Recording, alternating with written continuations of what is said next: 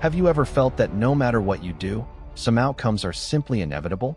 We make choices every day, believing we are the masters of our own lives.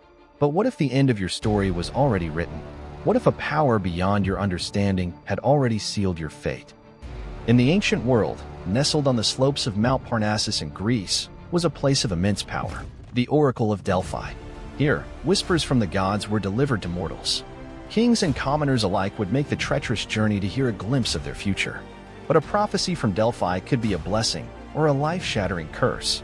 And for one royal family, it would unleash a tragedy that would echo through eternity. King Laius and Queen Jocasta of Thebes were powerful, respected, and deeply in love. But their kingdom was without an heir. Desperate, Laius traveled to the oracle to ask if a son would ever be granted to them. The oracle answered, but her words were not of celebration. They were a chilling warning. The prophecy was specific, and it was horrifying.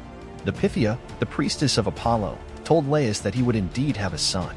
But this son was destined to murder his own father, and then commit an even more unspeakable act. He would marry his own mother, Queen Jocasta, and have children with her. It was a fate so vile, so unnatural, it seemed impossible. Laius and Jocasta were paralyzed by terror. How could they prevent this monstrous future? In their minds, there was only one way. When their son was born, they made a heart-wrenching decision.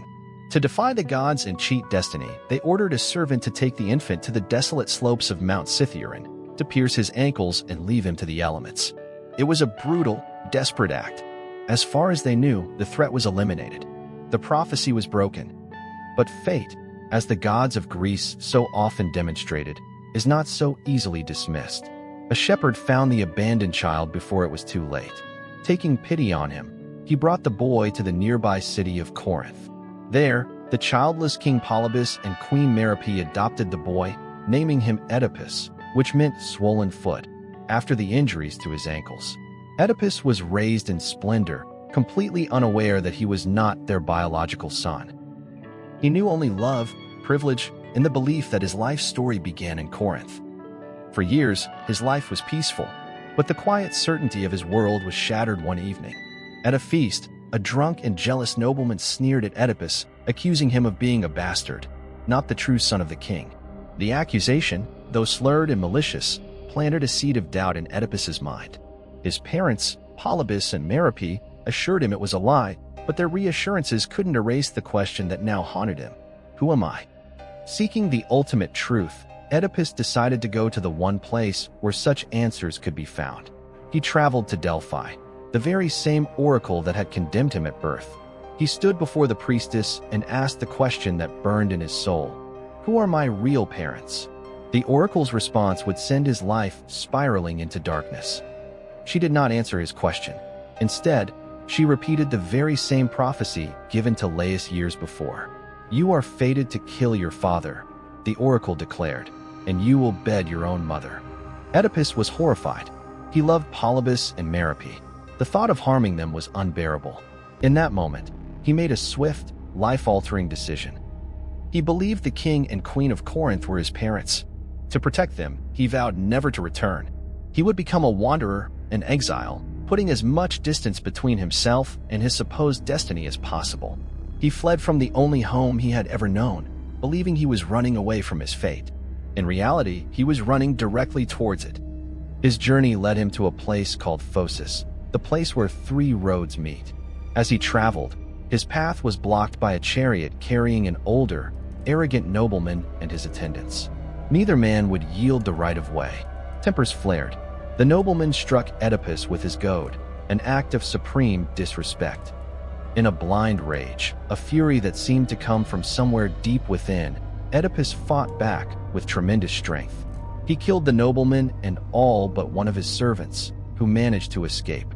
Oedipus, having defended his honor, continued on his path, putting the violent encounter behind him. He had no idea that the man he had just killed was a king. He had no idea it was Laius, his true father. The first part of the prophecy had been fulfilled. Oedipus eventually arrived at the city of Thebes. He found a kingdom in mourning and in terror. Their king, Laius, had been recently killed by bandits on the road. And worse, the city was being held captive by a monstrous creature, the Sphinx.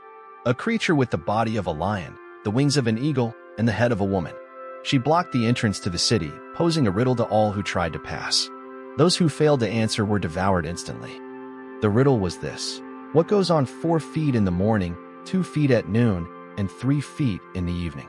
Thebes' finest had tried and failed, but Oedipus, clever and worldly, did not hesitate. He gave the correct answer. Man, who crawls as a baby, walks on 2 feet as an adult, and leans on a cane in old age. Defeated, the Sphinx threw herself from her high rock and perished. Thebes was free. The city erupted in celebration. Oedipus was hailed as a hero, a savior. And what is the greatest reward for a hero who saves a kingdom? The throne, of course, and the hand of the widowed queen, Jocasta. Unknowing, mother and son were married. The prophecy was now complete. For years they ruled in peace, but the city was eventually struck by a terrible plague. When Oedipus sought to find the cause, his relentless investigation unraveled the whole, terrible truth of his birth, his journey, and his identity. The story of Oedipus is a chilling reminder of the clash between destiny and determination. Can we ever truly escape what is meant for us? Or does every step we take to run away only lead us down the very path we were trying to avoid? The Oracle knew the answer all along.